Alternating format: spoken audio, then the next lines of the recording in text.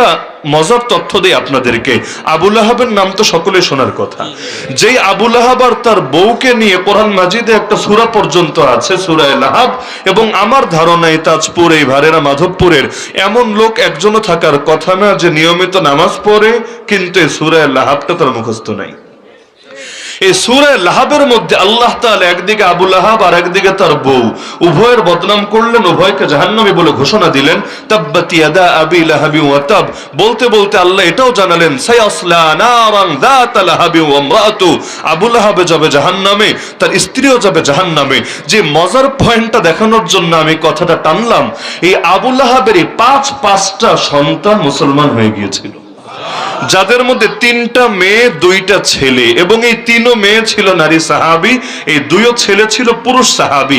আমাকে বলেন, এই আবু লাহাবের এই যে 5জন সন্তান মুসলমান হওয়ার পরে